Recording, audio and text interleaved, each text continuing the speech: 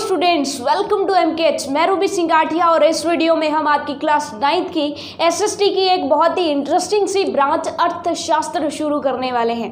और मैं आपको बता दूं कि जितने भी हमारी एसएसटी की 4 ब्रांचेज रहती हैं, इतिहास, राजनीतिक एवं सामाजिक विज्ञान, भूगोल और अर्थशास्त्र, तो इन चारों में से सबसे इंटरेस्टिंग जो रहती है ना, वो होती है अर्थशास्त्र। क्योंकि सिंपल सी बात है कि अर्थशास्त्र में हम किससे रिलेटेड चीज़ें पढ़ते हैं, मनी से रिलेटेड जो है चीज़ें समझते हैं। क्योंकि अर्थ का मतलब क्या होता है? रुपया होता है, ठीक है।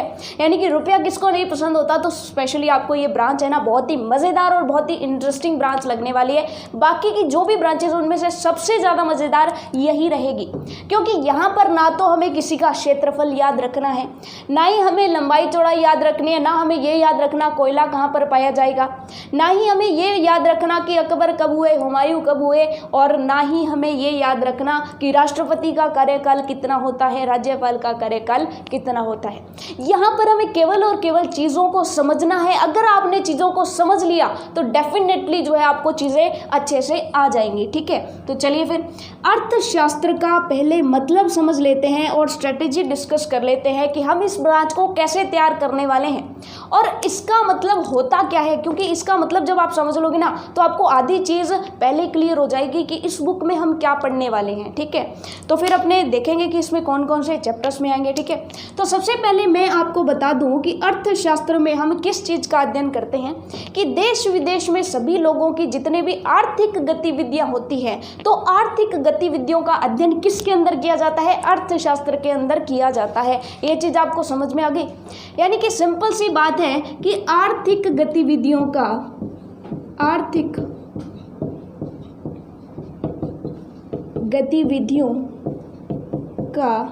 अध्ययन जिस ब्रांच में किया जाता है उसको क्या बोलते हैं? अर्थशास्त्र बोलते हैं, ठीक है। आपको नोट्स नहीं बनाने हैं, आपको बिल्कुल भी टेंशन नहीं लेनी है, क्योंकि वीडियो के बाद आपको पीडीएफ भी मिलेगी। तो वहाँ पर आपको बाकायदा पूरे के पूरे क्वेश्चंस और उनके आंसर्स बहुत ही अच्छे से मिलने वाले हैं। और ये हमने चैप्टर नहीं स्टार्ट किया है, चैप्टर से पहले हम डिस्कस कर रहे हैं कि इस बुक पूरी की पूरी बुक में हम क्या पढ़ेंगे, ठीक है। अब आप कहेंगे कि आर्थिक गतिविधियों से हमारा क्या मतलब है, आर्थिक गतिविधियाँ क्या होती है। तो सिंपल सी बात है, आपको मैं एक एग्जांपल दे दूं कि एक व्यक्ति जो है वो अपने घर पर सभी के लिए चाय बनाता है और सभी अपने परिवार के सदस्यों को चाय पिला देता है, और परिवार के सदस्य जो है चाय पी करके उसे कुछ देंगे क्या? तो आप कहेंगे कुछ नहीं मिलेगा उसको, ठीक है, क्योंकि परिवार के लिए चाय बनाई है। सिंपल सी बात है, क्या देंगे उसको? चाय पी लेंगे, बस जूठा कप जरूर देंगे, ठीक है। ये चीज़ आपको समझ में आ गई। लेकिन यही व्यक्ति क्या करता है? अपनी टी स्टॉल पर जाता है, यानी चाय की दुकान पर जाता है, और वहाँ पर चाय बना करके जो है 2-3 ग्राहकों को अगर चाय बेचता है, तो बताओ उसे बदले में क्या मिलेगा? तो आप कहेंगे बदले में उसको मनी मिलेगी कि नहीं? बिल्कुल मिलेगी ना। तो ये जो गतिविधि है, देखिए दोनों में काम तो वो चाय बनाने का ही कर रहे हैं ना, चाय पिला रहा है, लेकिन ये गतिविधि आर्थिक गतिविधि नहीं है, ये गतिविधि आर्थिक गतिविधि है। यानी कि ऐसी गतिविधि जिसके अंदर हमारा आय का सृजन होता है, हमें कहीं से मनी प्राप्त होती है, पैसा प्राप्त होता है, तो ऐसी गतिविधियों को हम क्या कहते हैं? आर्थिक गतिविधि कहते हैं। ये चीज़ आपको समझ में आ गई। और उन्हीं गतिविधियों का जब अध्ययन करेंगे तो वो क्या किस में आ जाएगा? अर्थशास्त्र में आ जाएगा, ठीक है। जैसे आपको पता है कि अभी कोरोना काल चल रहा है, तो इसकी वजह से अभी जो है काफ़ी राहत पैकेज वगैरह लाए गए। तो इन सब का सारा लेखा जोखा कौन संभाल रहे हैं? हमारी वित्त मंत्री जो है निर्मला सीतारमण जी संभाल रही हैं, ठीक है। तो वो संभाल रही हैं, तो उनके साथ कौन काम कर रहा है? उनके साथ काम कर रहे हैं बहुत सारे अर्थशास्त्री, जो उनका जो है कार्यभार थोड़ा सा उनकी हेल्प कर रहे हैं, देख रहे हैं कि किन लोगों को पैसे की ज़्यादा ज़रूरत है, उन लोगों के खाते में या उन लोगों को किसी न किसी रूप में वो सहायता पहुंचा रहे हैं। उनको कैसे पता चलेगा कि किसको पैसे की ज़रूरत है? कैसे पता चलेगा? क्योंकि वो उनकी आर्थिक गतिविधियों का अध्ययन करेंगे। कि मान लीजिए कि 2 व्यक्ति हैं, कोरोना काल में इस व्यक्ति का बिजनेस तो ठीक ठाक चल रहा है, लेकिन इस व्यक्ति का बिजनेस ठप हो गया, तो जो अर्थशास्त्री है वो इनकी गतिविधियों का अध्ययन करेंगे और पैसे किसको देंगे? इसको देंगे। जितनी भी सहायता प्रदान करेंगे इसको करेंगे, क्योंकि इसका काम तो चल रहा है। ये चीज़ आपको समझ में आ गई। यानी कि आर्थिक गतिविधियों का अध्ययन करना बहुत ही इम्पोर्टेंट होता है, और वो किस ब्रांच के अंदर करते हैं? अर्थशास्त्र के अंदर करते हैं। तो जब अर्थशास्त्र के अंदर करते हैं तो सबसे पहली जो चीज़ आती है कि जब पैसे के बारे में पढ़ना है तो सबसे पहले क्या किया जाना चाहिए, आय का सृजन होता है। कि सबसे पहली बात है कि कहीं ना कहीं से रुपया आएगा, कहीं ना कहीं से कमाई होगी, आय का सृजन होगा, यानी आय बनेगी, तभी तो हम अर्थशास्त्र के बारे में जानेंगे। और आय का सृजन कहाँ से होगा, सिंपल सी बात है, आय का सृजन उत्पादन से होगा। ठीक है, आप कुछ ना कुछ उत्पादन करोगे तभी तो आपके पास पैसा आएगा। फॉर एग्जाम्पल आप खाली बैठ गए, आपके पास कुछ आएगा क्या, बिल्कुल नहीं आएगा। आप कोई ना कोई काम करोगे, कोई सिंपल सी बात है कि किसान है वो खेत में जा कर के गेहूँ उत्पादित करता है, कोई फसल उत्पादित करता है तो उसके पास पैसे आएंगे। ठीक है, कोई टीचर है वो बच्चों को जब पढ़ाएगा तो वो बच्चों को क्या देगा, सेवा देगा। वो वहाँ पर बना कुछ नहीं रहा है, वो वहाँ पर बना कुछ नहीं रहा है, कुछ भी उत्पादित करके बच्चे को कुछ खाने को नहीं दे रहा है, बल्कि बच्चे को सेवा दे रहा है। इसी तरह से आपको मान लो कहीं बाहर जाना है तो आप ड्राइवर से गाड़ी लेकर के जाते हैं, तो वो ड्राइवर आपको कुछ बना करके देता है क्या, वहाँ पर कुछ पैदा किया जाता है क्या, नहीं किया जाता। वहाँ पर क्या होता है कि वो ड्राइवर जो है अपनी ड्राइविंग की सेवा दे रहा है। ये चीज़ आपको समझ में आ गई। यानी कि उत्पादन जो है वैसे दो प्रकार का होता है, एक तो सेवा का उत्पादन, एक वस्तु का उत्पादन। ठीक है, और अगर उत्पादन होगा तो ही आय का सृजन होगा ना, सिंपल सी बात है। और आय का सृजन होगा तभी तो हम आर्थिक गतिविधियों का अध्ययन अर्थशास्त्र में करेंगे। ठीक है, ये सिर्फ आपको माइंड में क्लियर करने के लिए है कि अर्थशास्त्र में क्या चीज़ें होती हैं, कैसे कैसे हम पढ़ेंगे। ठीक है, चैप्टर अभी स्टार्ट नहीं हुआ, चैप्टर जब आएगा तो हम अच्छे से पढ़ेंगे। ठीक है, अब देखिए उत्पादन तो होता है, लेकिन हर जगह पर जो उत्पादन होता है वो सीमित मात्रा में होता है। सिंपल सी बात है कि उत्पादन अगर कोई भी होगा तो वो सीमित मात्रा में होगा, क्योंकि हमारे पास संसाधन बहुत सीमित हैं। ठीक है, जैसे फॉर एग्जांपल सबसे बेस्ट एग्जांपल लेते हैं एसी का। ठीक है, कोई कंपनी है वो एसी बना रही है, मान लीजिए कि पूरे भारत में, मानना है कि पूरे भारत में मान लीजिए कि 100 एसी बन रही है, 100 एसी बन रही है, तो क्या खरीदने वाले भी 100 हैं क्या, तो आप कहेंगे 100 नहीं है, बहुत सारे लोग हैं। खरीदना तो सभी चाहते हैं ना, एसी सभी एसी खरीदना चाहते हैं, यानी कि मांग बहुत ज़्यादा है लेकिन एसी बहुत कम बन रहे हैं। तो ये कंपनी वाले क्या करेंगे, एसी कर देंगे जी महंगा, एसी महंगा कर देंगे। यानी कि जब उत्पादन सीमित है लेकिन जो उस वस्तु की मांग है वो असीमित है, सभी लेना चाहते हैं ना एसी, तो एसी सभी लेना चाहते हैं। एक तो ऐसे होता कि कोई एसी लगवाता ही नहीं, तब तो ये कंपनी वाले क्या करते, एसी सस्ता करके बेचते ना, 1 रुपये में एसी बेचते। ठीक है, लेकिन अब बहुत सारे लोग हैं तो इनको एसी महंगी करनी पड़ रही है भाई। ठीक है, ये चीज़ आपको समझ में आ गई।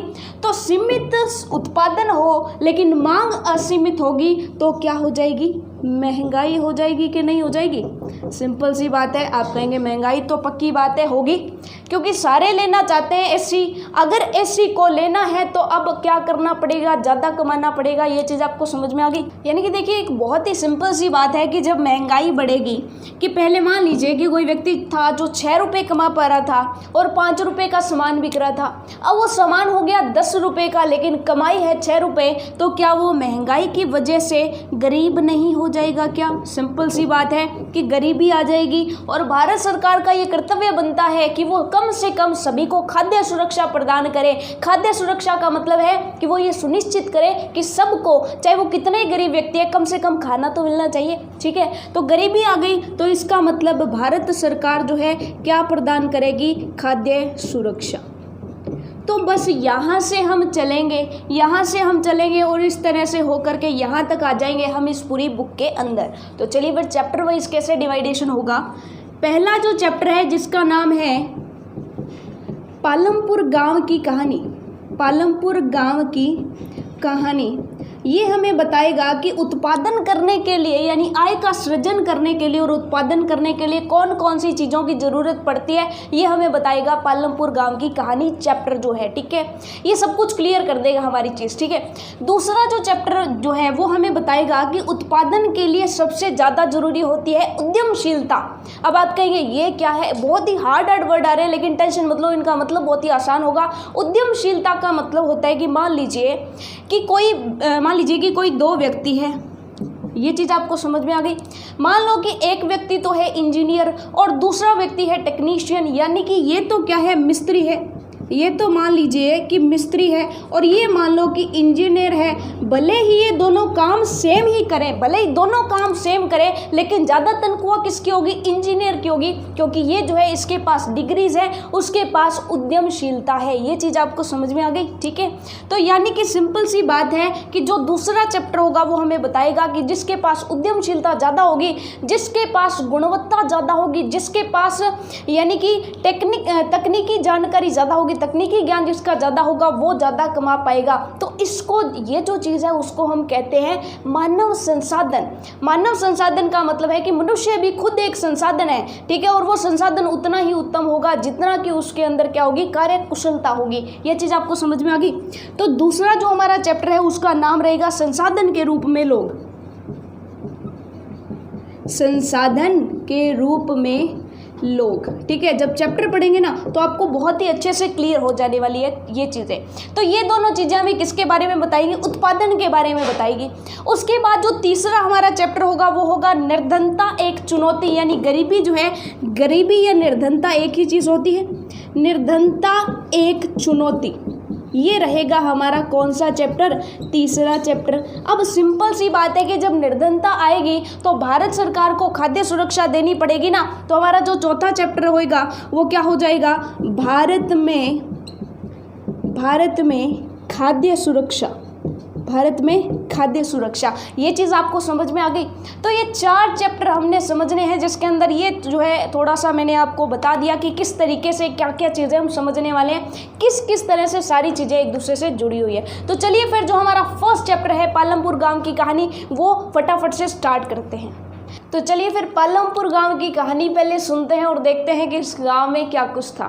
देखिए एक्चुअल में ये जो कहानी है ना, पालमपुर गांव की कहानी, ये हमें पालमपुर गांव में किस तरह से उत्पादन हो रहा है उसके बारे में हमें बताएगी कि लोग किन किन क्रियाओं में लगे हुए हैं, क्या क्या काम कर रहे हैं और उत्पादन कर रहे हैं, उत्पादन करने के लिए क्या क्या चीज़ों की आवश्यकता होती है। और नॉर्मली अगर देखा जाए तो पालमपुर जो गांव है वो एक्चुअल में एक काल्पनिक गांव है। हमने कल्पना की है कि ऐसा एक गांव होगा, ठीक है। और भारत के जितने भी गांव होंगे ना, भारत के जितने भी गांव हैं वो लगभग इसी गांव के तरह हैं। यानी कि अगर हम इस गांव की स्टडी कर लेंगे तो भारत के सभी गांवों की स्टडी हम कर पाएंगे, ठीक है। यानी कि इस गांव के बारे में स्टडी कर लेंगे तो हमारे माइंड में पिक्चर क्लियर हो जाएगी, क्योंकि आपको पता है कि भारत के अंदर ज़्यादातर जनसंख्या जो है आज भी ग्रामीण इलाकों में रह रही है। तो इसके लिए हम इस पे यानी कि ग्रामीण इलाकों में किस तरह से उत्पादन होता है उसके बारे में समझते हैं। तो सबसे पहले चलिए फिर पालमपुर गांव के बारे में थोड़ा सा सुन लेते हैं कि पालमपुर गांव की क्या स्थिति दी गई है, कि यह कैसा गांव है, उसमें कैसे कैसे विकसित तंत्र है या नहीं है, ठीक है। तो चलिए फिर शुरू करते हैं। देखिए पालमपुर एक गांव है जो कि आसपास के जितने भी गांव हैं, जितने भी शहर हैं, उनके द्वारा भली भांति जुड़ा हुआ है। यानी कि यहाँ पर 2 गांवों 2 शहरों के बीच में पक्की सड़कें हैं, बढ़िया सड़कें हैं, ठीक है। पक्की नहीं है तो बढ़िया सी सड़कें हैं, ये चीज़ आपको समझ में आ गई। और इस कहानी में ये भी बताया गया है कि पालमपुर गांव से 3 किलोमीटर दूर एक गांव है रायगंज, ठीक है, जो कि एक बड़ा गांव है। और पालमपुर गांव में जो भी उत्पादित किया जाता है, जैसे मान लो कि किसी किसान ने गेहूं उत्पादित कर ली, अब गेहूं बहुत ज़्यादा हो गई, उसके घर में जितनी चाहिए थी उतनी उसने रख ली, तो बाकी वो कहाँ पर बेच करके आता है? रायगंज में बेच करके आता है। और पालमपुर और रायगंज के बीच की जो रोड है ना, उस पर आपको आम खास बैलगाड़ियाँ, ट्रक जैसे वाहन भी आपको दिख जाते हैं। यानी कि यहाँ पर जो गाँव है वो अच्छे से जुड़े हुए हैं सड़कों के माध्यम से, यानी परिवहन की व्यवस्था बहुत अच्छी है। परिवहन का मतलब आप समझते हैं ना, वाहनों द्वारा सामान को इधर से उधर लेकर के आना जाना, ठीक है। तो रायगंज से के बाद भी ये रोड, पालमपुर और रायगंज के बाद जो है रोड और जाती है, एक शहर है शाहपुर, ठीक है। शाहपुर एक छोटा सा कस्बा है, तो वहाँ तक ये रोड जाती है। तो ये जो है सामान जो है पालमपुर से शाहपुर तक या रायगंज तक आता जाता रहता है। ये चीज़ आपको समझ में आ गई। यानी कि सिंपल सी बात है, परिवहन के साधन बहुत बढ़िया हैं। दूसरी चीज़ इन्होंने की है कि गांव के अंदर जो है, पालमपुर गांव के अंदर लगभग 450 परिवार रहते हैं, जिसमें से जो 80 जो परिवार हैं वो तो बहुत ज़्यादा अमीर हैं, उनके पक्के और बड़े बड़े घर हैं, ठीक है। उसके बाद कुछ मध्यम वर्ग भी हैं, यानी कि ना तो ज़्यादा अमीर है ना ज़्यादा गरीब है, और कुछ जो है गांव का 1/3 हिस्सा यानी कि तीसरा हिस्सा जो है वो है अनुसूचित जाति या दलित लोगों का, यानी कि थोड़े से गरीब लोगों का, जो कि कच्चे घरों में या फिर झोंपड़पट्टियों में रहते हैं। ये चीज़ आपको समझ में आ गई। ऐसा ही तो होता है ना प्रत्येक गांव का स्वरूप, ठीक है। तो दूसरी चीज़ आपको ये समझ में आ गई कि प्रत्येक व्यक्ति के पास अपना अपना घर है, चाहे वो कच्चा हो, पक्का हो, बड़ा हो, छोटा हो, ठीक है। दूसरी चीज़ आपको समझ में आ गई। तीसरी चीज़ यहाँ पर समझ में आती है कि जो गाँव है उसके जो अधिकतर घर हैं उनमें बिजली है, यानी कि अधिकतर घरों में बिजली उपलब्ध है। एक तो सभी के पास घर है, दूसरी चीज़ है कि लगभग सभी घरों में क्या है, बिजली है, और बिजली के साथ साथ पानी की भी उपयुक्त व्यवस्था है। और उसने क्या कहा है, उसने कहा है कि इनको खेतों में अगर पानी चाहिए होता था तो ये क्या करते थे, इनके खेतों में बिजली से चलने वाले नलकूप लगे हुए होते थे, यानी कि जो ज़मीन से पानी निकालते हैं, सिर्फ बटन दबाया और ज़मीन से पानी निकल जाता था। यानी कि सिंपल सी बात है कि यहाँ पर सिंचाई के भी साधन बहुत बढ़िया थे, सिंचाई के साधन, यानी कि देखिए गांव को बिल्कुल परफेक्ट माना है। सारी की सारी चीज़ें यहाँ पर उपलब्ध है, सभी लोगों के पास घर है, पहली चीज़, घर में बिजली और पानी है, दूसरी चीज़, तीसरी चीज़ खेत जो है, खेतों में सिंचाई के साधन उपलब्ध है। ये बहुत बढ़िया बात होगी, काम चलेगा तभी तो उत्पादन होगा, उत्पादन होगा तो आय का सृजन होगा। उसके बाद पांचवी चीज़ जो हमें बताई गई है वो है कि क्या केवल उत्पादन से ही काम चल जाएगा क्या, यानी कि अगर पढ़ाई किसी व्यक्ति को पढ़ाया ना जाए, अगर गाँव में स्कूल कॉलेज ना हो तो क्या इनका काम चल जाएगा, तो हम कहेंगे बिल्कुल नहीं चलेगा। तो इसके लिए इस गांव में 2 प्राथमिक विद्यालय, 2 तो थे जी प्राथमिक विद्यालय, प्लस 1 था हाई स्कूल, यानी कि पढ़ाई लिखाई की भी अच्छी व्यवस्था थी, बच्चा बच्चा यहाँ पर पढ़ाई करता था। ये चीज़ आपको समझ में आ गई। लेकिन अगर कोई बीमार हो गया तो गांव में हॉस्पिटल भी है क्या, तो बिल्कुल उसने बताया कि गांव के अंदर एक तो था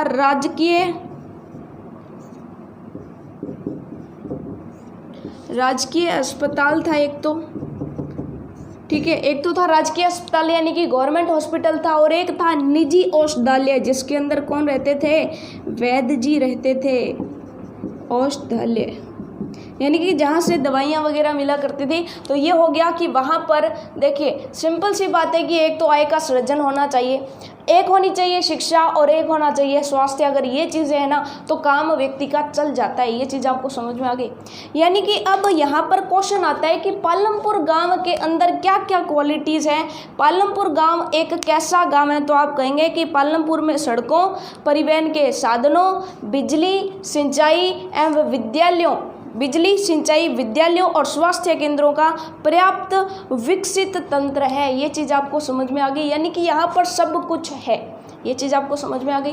तो अब हम यहाँ पर जितनी भी चीज़ें पढ़ेंगे वो इस गांव के संदर्भ में पढ़ेंगे, क्योंकि आपको पता चल गया कि गांव में क्या क्या स्थितियाँ हैं, कैसा ये गांव है, ठीक है। तो अगर मैं पालमपुर गांव नाम ना भी लूँ तो भी आपको समझना है कि जो बात हो रही है वो इसी गाँव की हो रही है। ये चीज़ आपको समझ में आ गई। अब देखिए, जो गांव के अंदर बहुत सारे लोग रहते हैं, और गांव के अंदर जो भी लोग रहते हैं वो अनेक तरह की क्रियाएं करते हैं, तभी तो उत्पादन होता है। सारे कोई ना कोई काम करते हैं। तो कुछ लोग तो किस में लगे हुए हैं, कृषि में लगे हुए हैं गांव के अंदर। कुछ लोग तो खेती करते हैं।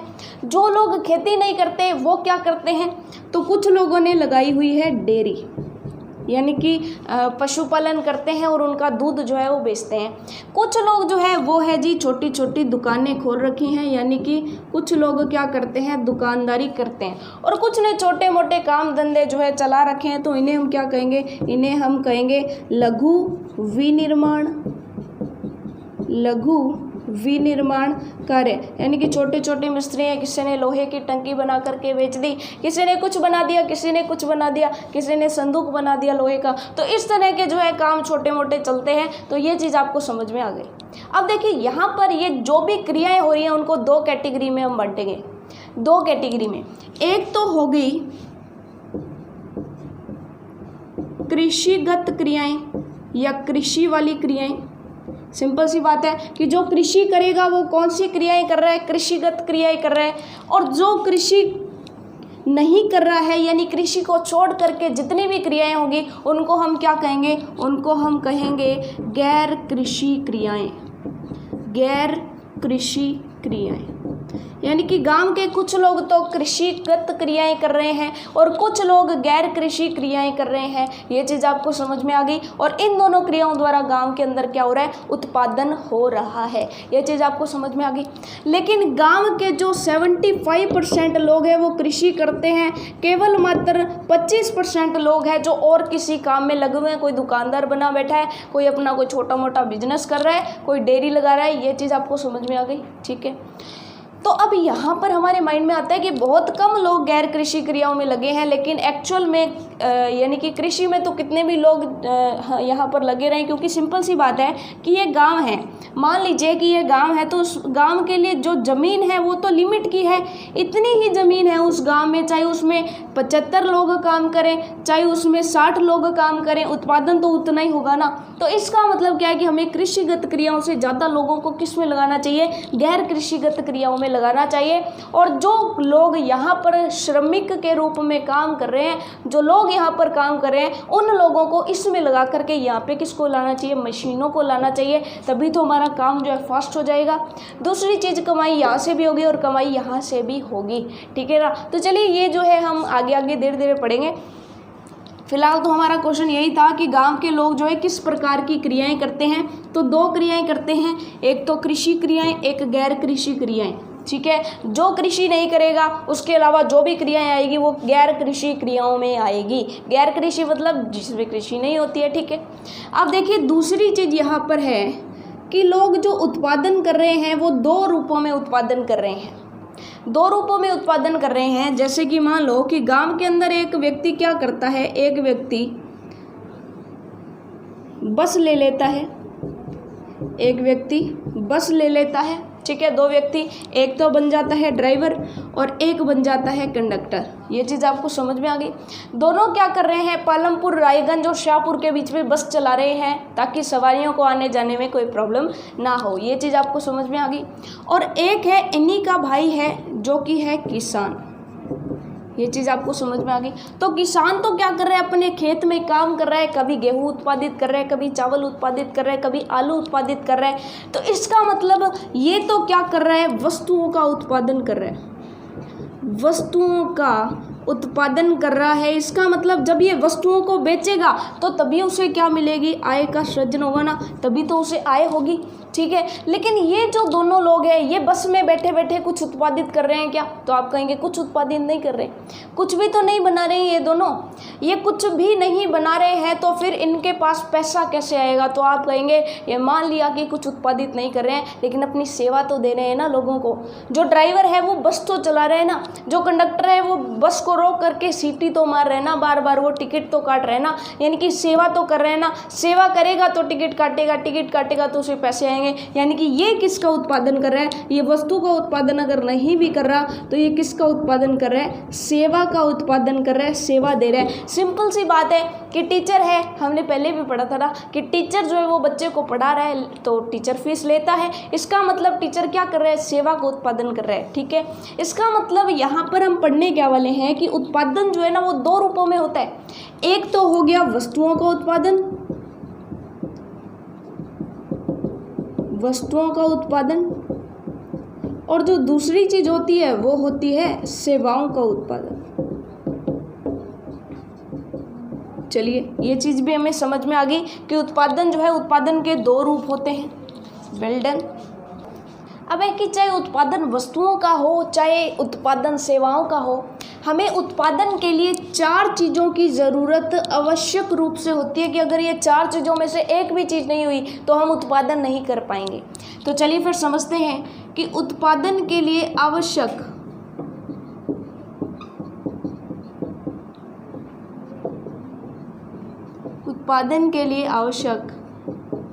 चार चीज़ें कौन सी है, ज़रा बताइए। तो सिंपल सी बात है कि जब भी हम उत्पादन करेंगे तो हमें उत्पादन करने के लिए हम कहीं ना कहीं बैठ करके तो उत्पादन करेंगे। सिंपल सी बात है कि जब किसान कृषि द्वारा उत्पादन करेगा तो उसे सबसे पहले क्या चाहिए होगी, ज़मीन चाहिए होगी। यानी कि सबसे पहली चीज़ होगी कि उत्पादन के लिए हमें क्या चाहिए होगी, भूमि चाहिए होगी। ये चीज़ आपको समझ में आ गई। अच्छा, अगर किसी उत्पादन में भूमि नहीं चाहिए तो इसके अलावा क्या चाहिए होंगे? प्राकृतिक संसाधन चाहिए होंगे। प्राकृतिक संसाधन तो हमें ज़रूर चाहिए होंगे। जैसे फॉर एग्जांपल मान लीजिए कि मैंने डिसाइड कर लिया कि मैंने क्या लगानी है, एक गन्ने की फैक्ट्री शुगर फैक्ट्री लगानी है, चीनी की मिल लगानी है या चीनी की फैक्ट्री लगानी है। अब देखिए, चीनी की फैक्ट्री अगर मान लो कि कोई व्यक्ति लगाना चाहता है तो उसे सबसे पहले फैक्ट्री लगाने के लिए किसकी ज़रूरत पड़ेगी? सबसे पहले उसे भूमि की ज़रूरत पड़ेगी, ताकि वहाँ पर वो क्या बना पाए? अपनी फैक्ट्री बना पाए। ये लीजिए, इसने जो है भूमि खरीद ली और भूमि के अंदर जो है अपनी फैक्ट्री बना ली। इस तरह से इस फैक्ट्री से धुआं उठ रहा है, ठीक है। ये चीज़ आपको समझ में आ गई? कोई भी फैक्ट्री, चीनी की फैक्ट्री नहीं, कोई भी फैक्ट्री ले लीजिए आप, ठीक है। ये चीज़ हमें समझ में आ गई। अब चीनी की फैक्ट्री, चीनी तो बनेगी गन्ने से ना, यानी चीनी के बनाने के लिए हमें किसी ना किसी प्राकृतिक संसाधन का कच्चे माल के रूप में उपयोग करना पड़ेगा ना। यानी कि हमें किसकी ज़रूरत पड़ेगी? हमें ज़रूरत पड़ेगी गन्ने की, यानी कि जो कि क्या हो गया? प्राकृतिक संसाधन हो गया। प्राकृतिक संसाधन हो गया। ये चीज़ आपको समझ में आ गई, ठीक है। मान लो कि कोई ऐसा उद्योग चला रहा है जिसके अंदर किसी वस्तु को गर्म करना पड़ रहा है या कोई वस्तु जलानी पड़ रही है, तो वहाँ पर हमें किसकी आवश्यकता होगी? कोयले की आवश्यकता होगी। और कोयला एक प्राकृतिक संसाधन नहीं है क्या? तो सबसे पहली चीज़ तो कोई भी उद्योग धंधा हम चलाएं उसके लिए हमें भूमि चाहिए होगी, प्राकृतिक संसाधन चाहिए होगा, पहली चीज़। दूसरी चीज़ चाहिए होगी कि वहाँ पर हमें काम करने वाले लोग भी तो चाहिए होंगे, श्रमिक भी तो चाहिए होंगे। श्रम का मतलब क्या है? काम करने वाले लोग, श्रम की आवश्यकता होगी उनके। जब वो काम करेंगे तभी तो कुछ ना कुछ फैक्ट्री में बनेगा ना। तो यहाँ पर जो फैक्ट्रियाँ होती है उसके आधार पर जो श्रमिक भी होते हैं ना, वो दो टाइप के होते हैं।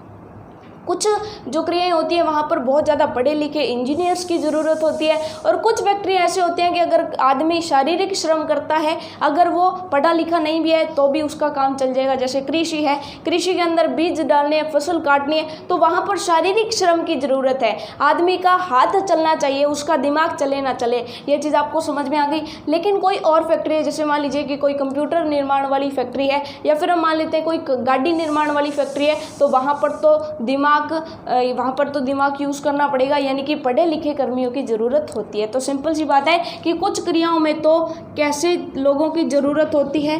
पढ़े लिखे कर्मियों की, क्योंकि वहाँ पर क्या करना पड़ता है? मानसिक रूप से कार्य करना पड़ता है। और कुछ कार्यों में हमें शारीरिक श्रम करने वाले श्रमिकों की ज़रूरत होती है। सिंपल सी बात है कि अगर मान लीजिए कि कोई सीमेंट फैक्ट्री है, तो सीमेंट बनाने के लिए, सीमेंट का अच्छे से डिज़ाइन करने के लिए कि कैसे सीमेंट कितने रेशो में सामान वगैरह डालना पड़ेगा, तो वहाँ पर तो हमें पढ़ा लिखा कर्मी चाहिए। और फिर वो सीमेंट बन गई तो सीमेंट को ट्रक में डालने के लिए, ट्रक में लोड करने के लिए, या जो भी काम करने होते हैं जिसमें शारीरिक श्रम की ज़रूरत होती है, तो वहाँ पर चाहे पढ़ा लिखा हो चाहे नहीं पढ़ा लिखा हो, हमारा काम चल जाएगा। ये चीज़ आपको पता चल गई। उसके बाद मान लीजिए कि हमारे पास भूमि भी आ गई, हमारे पास जो है हमने लोगों को भी बुला लिया कि चलिए आप जो है हमारी फैक्ट्री में आकर के काम करिए, लेकिन फिर भी हमें एक और चीज़ की ज़रूरत होती है। वो कौन सी है? वो है पूंजी। हमें पूंजी की आवश्यक रूप से ज़रूरत होगी, क्योंकि इनको तनख्वाह नहीं देनी क्या? इनको पारिश्रमिक नहीं देना क्या? इनको रुपया नहीं देंगे तो ये काम करेंगे क्या? सिंपल सी चीज़ें नहीं करेंगे। तो तीसरी चीज़ होती है पूंजी। अब पूंजी भी दो प्रकार की होती है, एक तो होती है स्थायी पूंजी और एक होती है कार्यशील पूंजी। तो आप कहेंगे स्थायी पूंजी और कार्यशील पूंजी में क्या डिफरेंस है? कि सिंपल सी बात है कि जब कोई आप फैक्ट्री लगाते हो तो वहाँ पर आपको औजार चाहिए होंगे, वहाँ पर आपको मशीन चाहिए होगी। तो क्या एक बार मान लीजिए कि एक साल हमने फैक्ट्री में काम कर लिया तो वो मशीनें ख़राब हो जाएंगी क्या? नहीं, वो मशीनें अगली बार भी तो काम आ सकती हैं, ठीक है। ये चीज़ आपको समझ में आ गया। तो ये जो पूंजी होती है ना, ये दो प्रकार की होती है। एक तो होती है स्थिर पूंजी, और दूसरी होती है कार्यशील पूंजी।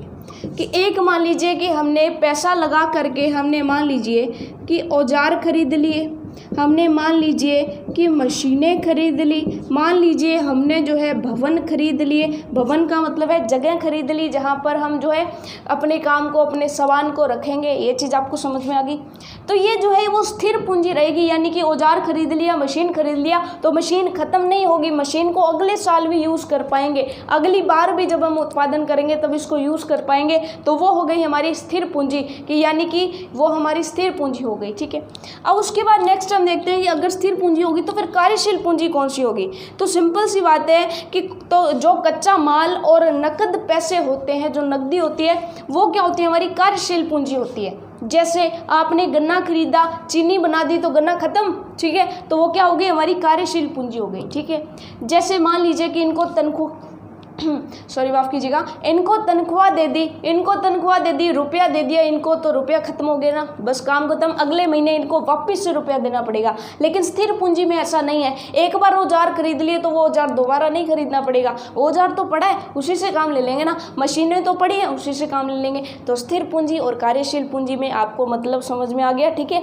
तो नेक्स्ट क्वेश्चन हमारा यही रहने वाला है, हालांकि उसको और आगे पढ़ेंगे। तो फिलहाल हमारी बात चल रही है कि हमें भूमि और प्राकृतिक संसाधन की ज़रूरत पड़ेगी, बहुत ही इंपॉर्टेंट सा टॉपिक है ये, इसको ध्यान से पढ़िएगा। दूसरी चीज़ हमें श्रम की ज़रूरत होती है, कई कामों में पढ़े लिखों की ज़रूरत होती है और कई कामों में शारीरिक श्रम करने वाले श्रमिकों की ज़रूरत होती है। तीसरी चीज़ है कि हमें किसकी ज़रूरत होती है, पूंजी की ज़रूरत होती है, कई स्थिर पूंजी होती है और कुछ कार्यशील पूंजी होती है। ये चीज़ आपको समझ में आ गई।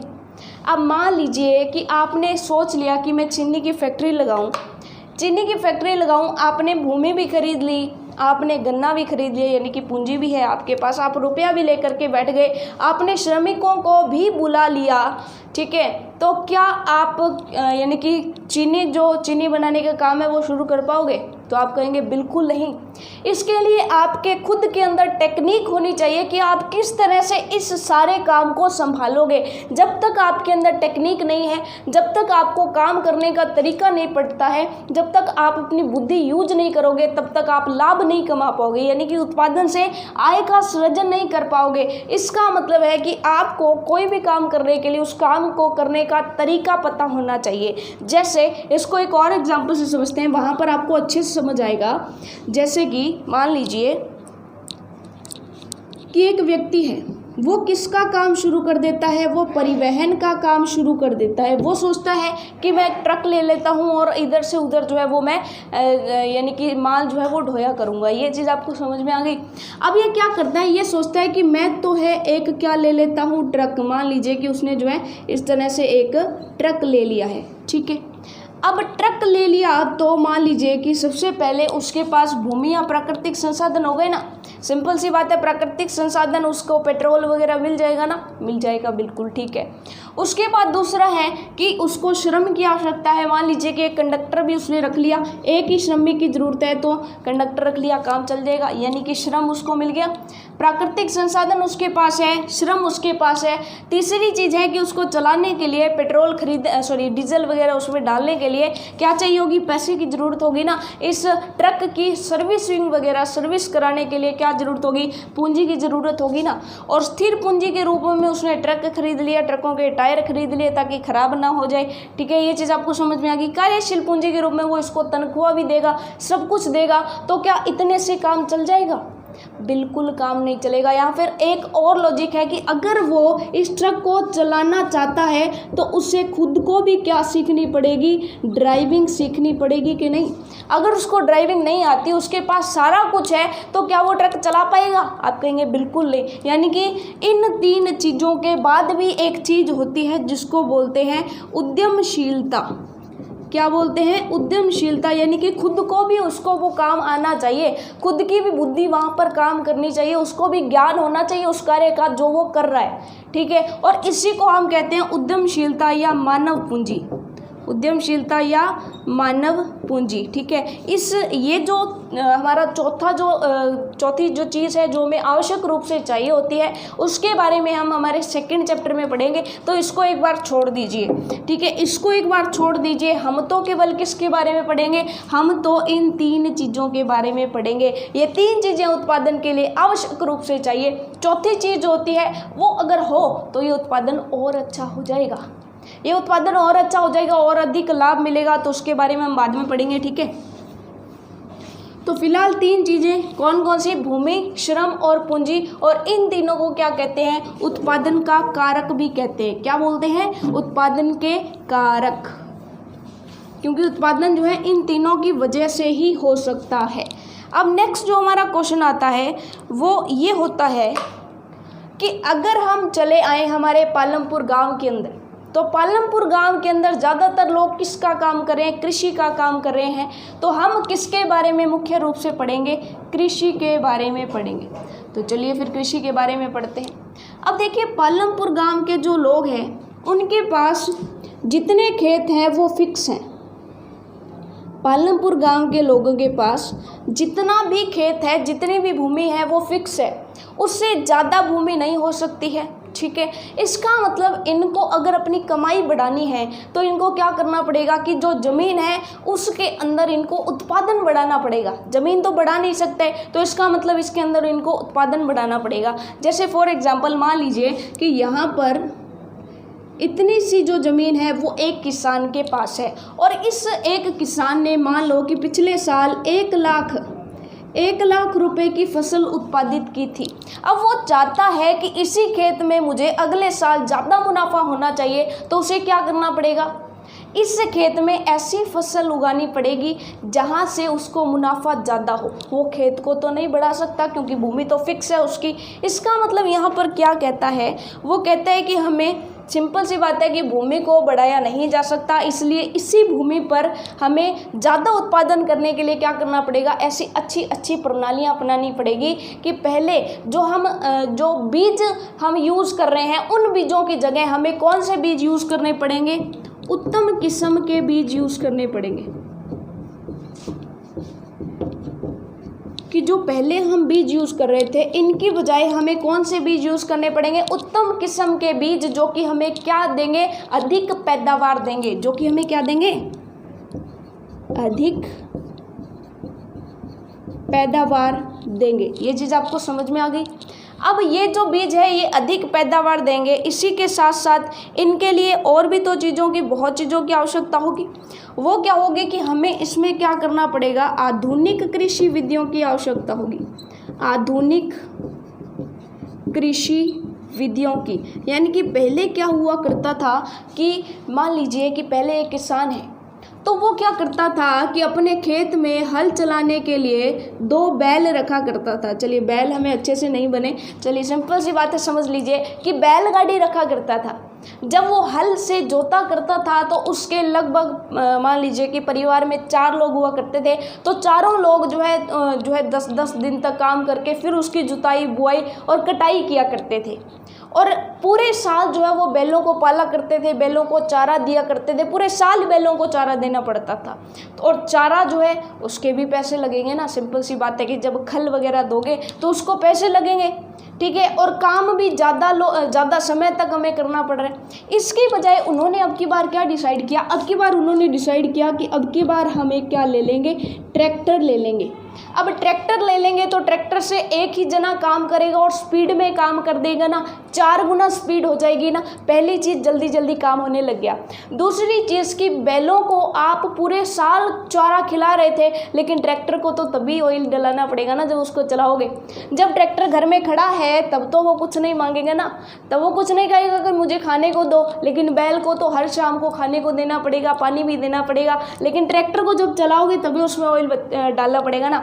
यानी कि सिंपल सी बात है कि मशीनें ले आए, यानी कि पुरानी जो विधियां थी, पुरानी कृषि विधियों को छोड़ दिया, आधुनिक कृषि विधियों को अपना लिया, ठीक है। तो इससे एक तो टाइम बचा, दूसरी चीज़ पैसा बचा, और तीसरी चीज़ है कि पैदावार भी ज़्यादा हुई। ये चीज़ आपको समझ में आ गई। अब यहाँ पर उत्तम किस्म के बीज हो गए, आधुनिक कृषि विधियाँ हो गई। इसके अलावा एक और टेक्निक होती है जिसको अपना करके हम फसल के उत्पादन को बढ़ा सकते हैं, और वो तीसरी चीज़ है बहुविध फसल प्रणाली। अब आप कहेंगे ये बहुविध फसल प्रणाली क्या है? बहुविध फसल प्रणाली का मतलब है कि हम अपने खेत में पूरे खेत में एक ही फसल उगाने की बजाय पूरे खेत को 2 भागों में बांटे और 2 अलग अलग फसलें उगाएं तो हमारा जो उत्पादन होता है वो ज़्यादा होगा। जैसे फॉर एग्जांपल, अब आप कहेंगे ये कैसी प्रणाली है और इससे उत्पादन कैसे ज़्यादा होगा, कि मान लीजिए एक किसान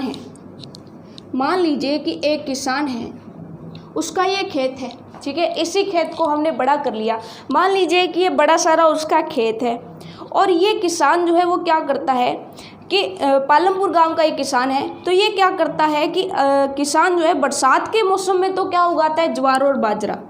जब बरसात होती है, यानी कि जब रबी का मौसम होता है, जब खरीफ का मौसम होता है, बरसात की ऋतु में खरीफ की फसल ली जाती है, तो बरसात का जब मौसम होता है तब ये इसमें उगाता है ज्वार या फिर बाजरा। ये चीज़ आपको समझ में आ गई। उसके बाद जब बरसात ऋतु चली जाती है तो उसके बाद ये अक्टूबर और दिसंबर वाले महीने में, बरसात के बाद ये क्या करता है, आलू की फसल लगाता है। ये चीज़ आपको समझ में आ गई। यानी बरसात वाला मौसम हमारा कौन सा रहता है, बरसात वाला मौसम रहता है लगभग जून, जुलाई, अगस्त, सितंबर वाला, ठीक है। उसके बाद जैसे ही हमारा आता है कौन सा, अक्टूबर, नवंबर और दिसंबर, तो उस समय में आलू उगाता है। ये चीज़ आपको समझ में आ गई। अब दिसंबर भी चला गया, सर्दियाँ आ गई और सर्दी के मौसम में कौन सी फसलें ली जाती हैं, रबी की फसलें। तो उस समय रबी की फसल के रूप में ये कौन सी फसल उगाता है, गेहूँ। यानी कि ये क्या कर रहा है कि मौसम बदलने पर फसल भी बदल रहा है। ये चीज़ आपको समझ में आ गई। फसलें बदलेंगी तो ज़मीन को भी थोड़ा सा रेस्ट मिलेगा। कि सिंपल सी बात है कि एक काम कीजिए कि आप जो है क्या करते हैं कि सारा दिन एक ही सब्जेक्ट पढ़ते रहते, पूरे दिन एक ही सब्जेक्ट पढ़ेंगे तो आप बोर नहीं हो जाएंगे क्या, ठीक है। आपकी गुणवत्ता कम हो जाएगी ना, आपकी पैदावार कम हो जाएगी ना, यानी कि सिंपल सी बात है, आप उतनी स्पीड से नहीं पढ़ पाएंगे। इसी के बजाय आपने 1 घंटा एक सब्जेक्ट पढ़ लिया, दूसरे घंटे दूसरा सब्जेक्ट पढ़ लिया, तीसरे घंटे तीसरा सब्जेक्ट पढ़ लिया, तो आपकी परफॉर्मेंस बढ़ जाएगी ना स्टडी में। ये चीज़ आपको समझ में आ गई। तो एक तो चीज़ हो गई ये। अब यहाँ पे है कि पालमपुर गांव के जो लोग हैं वो मौसम के साथ एक साल में कितनी फसलें ले रहे हैं, 3 फसलें ले रहे हैं। क्यों? क्योंकि वहाँ पर सिंचाई के और आदि वगैरह के साधन तो पूरे हैं ना, उनको पानी भी मिल जाएगा, सब कुछ मिल जाएगा, तो वहाँ पर 3-3 फसलें वो ले रहे हैं। ये है कि सिंपल सी बात होगी कि हम जो है कई सारी फसलें एक साल में ले सकते हैं। लेकिन किसान ने क्या किया, किसान ने अपने खेत के 2 भाग कर लिए। उसने कहा कि मैं चाहे ज्वार बाजरा बोऊं, चाहे मैं आलू बोऊं, चाहे मैं गेहूं बोऊं, ये जो एरिया है ना उसमें मेरे को कम पैदावार होती है। कि ये जो खेत का एरिया है वहाँ पर खूब मेरे को फसल मिलती है, लेकिन ये जो एरिया है ना उसमें पैदावार कम होती है। तो ये क्या करेगा, तो इसमें तो क्या बोलेगा, ये ज्वार या बाजरा मौसम के अनुसार, या फिर आलू बोलेगा या फिर गेहूं बोलेगा। लेकिन ये जो खेत का एक हिस्सा है वहाँ पर ये यही फसल बोने की बजाय अगर ये गन्ना बोलेगा ना, गन्ना, क्योंकि आपको पता है कि गन्ना जो है वो वर्ष भर खड़ा रहता है और एक वर्ष में एक बारी उसकी कटाई होती है। तो ये एरिया उसने फिक्स कर लिया कि ये एरिया मैं किसको दूंगा, गन्ने को दूंगा। तो यहाँ पर एक तो उसका 2-2 फसल बराबर में हो रही है, ये थोड़ी सी कम हुई, लेकिन उसके बजाय उसके बराबर में जब दूसरी फसल हो गई तो इससे मुनाफा भी ज़्यादा होगा। ये चीज़ आपको समझ में आ गई कि पूरे खेत में जब हम एक फसल उगाएंगे तो वहाँ पर हमें मुनाफा कम होगा, उसकी बजाय एक खेत में अगर हम 2 फसलें बराबर में उगाएंगे तो हमें मुनाफा भी क्या होगा, ज़्यादा होगा। ये चीज़ आपको समझ में आ गई। और इसी को हम कहते हैं बहुविध फसल प्रणाली। कि मान लीजिए खुदा ना खास्ता ऐसा हो जाए कि एक फसल बर्बाद हो जाए तो दूसरी फसल तो बची रहेगी। ये चीज़ आपको समझ में आ गई। तो ये है बहुविध फसल प्रणाली। इसके अंतर्गत क्या किया जाता है, देखिए आपको नोट्स सारे मिलेंगे, आप बिल्कुल टेंशन मत लीजिए। बहुत ही मज़ेदार सा चैप्टर है, बस आप इंजॉय करते हुए पढ़िए। अर्थशास्त्र है लेकिन हमें लग रहा है जैसे कि हम भूगोल में आ गए हैं ना, फसलों के बारे में पढ़ रहे हैं, ठीक है। तो चलिए फिर फटाफट से इसको थोड़ा सा समझ लीजिए कि बहुविध फसल प्रणाली क्या होती है। कि एक वर्ष में किसी भूमि पर एक से ज़्यादा फसल पैदा करने की जो विधि है वही क्या है, बहुविध फसल प्रणाली। यानी कि एक साल में वो फसलें चेंज कर रहे हैं, एक साल में वो फसलें चेंज कर रहे हैं, कभी ज्वार बाजरा उगा रहे हैं, कभी आलू उगा रहे हैं, कभी गेहूं उत्पादित कर रहा है, तो यही हमारी क्या है, बहुविध फसल प्रणाली। यानी कि हम एक साल में एक ही जमीन से एक से ज़्यादा फसल ले रहे हैं, तो इसे क्या कहेंगे, बहुविध फसल प्रणाली कहेंगे। बिल्कुल यही बहुविध फसल प्रणाली है कि फसलें वो चेंज करता जा रहा है मौसम के अनुसार, और दूसरी चीज़ 2 फसलें बराबर में उगा रहा है। ये चीज़ आपको समझ में आ गई। तो चलिए फिर नेक्स्ट हम चलते हैं। नेक्स्ट हमारा है सीमित भूमि से अधिक पैदावार करने के लिए कौन कौन से तरीके हो सकते हैं, वो हमने पढ़ लिए। उत्तम किस्म के बीज हमें अपनाने चाहिए, और क्या करने चाहिए, आधुनिक कृषि विधियों को अपनाना चाहिए, और तीसरी चीज़ हमें बहुविध फसल प्रणाली अपनानी चाहिए। तो ये चीज़ आपको समझ में आ गई कि अब आधुनिक कृषि विधियों को अपना करके किस तरह से हम जो है अपना उत्पादन बढ़ा सकते हैं। तो चलिए फिर इस वीडियो में है जो है इतना ही, क्योंकि इस वीडियो में हमने काफ़ी कुछ पढ़ लिया है। जो इसी चैप्टर की नेक्स्ट वीडियो होगी उसमें हम क्या करेंगे कि हम यहाँ पर आधुनिक विधियों का नाम ले रहे हैं, तो यहाँ पर यह भी समझना जरूरी है कि पारंपरिक कृषि विधियाँ क्या होती थी, और फिर हम पढ़ेंगे आधुनिक कृषि विधियाँ। फिर हम पढ़ेंगे कि दोनों में डिफरेंस क्या क्या आए हैं, क्या क्या अंतर आए हैं।